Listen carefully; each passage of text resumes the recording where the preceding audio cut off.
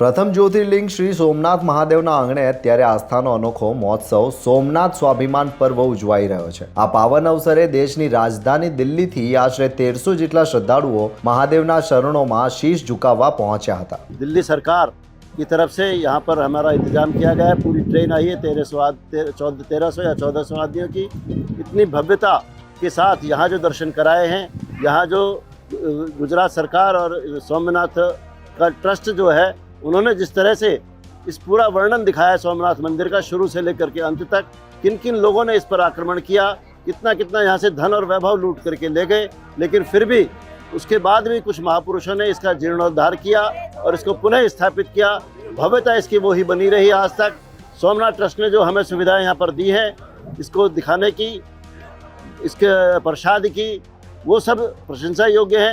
इसके लिए हम बहुत बहुत धन्यवाद करते हैं सोमनाथ ट्रस्ट का। પવિત્ર ગંગાજળથી મહાદેવનો અભિષેક અને આરતી કરી તમામ ભક્તોએ ધન્યતા અનુભવી હતી। સોમનાથ ટ્રસ્ટ દ્વારા તમામ અતિથિઓનું ઉષ્માભેર સ્વાગત કરવામાં આવ્યું હતું। શ્રદ્ધાળુઓને પવિત્ર ચંદન યજ્ઞ કીટ અને સોમ ગંગા જળ અર્પણ કરી વિશેષ સન્માન અપાયું હતું। हम सोमनाथ मंदिर के दर्शन करने आए हैं। यहाँ सोमनाथ मंदिर का जो ट्रस्ट है, उन लोगों की व्यवस्था बहुत ही अच्छी और बिल्कुल व्यवस्थापित है, क्योंकि यहाँ पर लाइनों से लेकर पानी की व्यवस्था, लाइन की व्यवस्था, प्रसाद वितरण और आरती के लिए स्पेशल दिल्ली वालों के लिए जो आयोजन किया गया है, वो बहुत ही भव्य तरीके से किया गया है। ભક્તિમય માહોલ ત્યારે વધુ ગાઢ બન્યો જ્યારે તમામ યાત્રિકોએ એકસાથે દીવડાઓ પ્રગટાવી મહાદેવની ભાવભેર આરતી ઉતારી હતી। મંદિરની વ્યવસ્થા, સ્વચ્છતા અને ઐતિહાસિક લાઇટ એન્ડ સાઉન્ડ શો નિહાળીને દિલ્હીના શ્રદ્ધાળુઓ અભિભૂત થયા હતા। अभी इस समय हम सोमनाथ में जब आए हैं तो यहाँ के प्रशासन द्वारा, सोमनाथ मंदिर ट्रस्ट द्वारा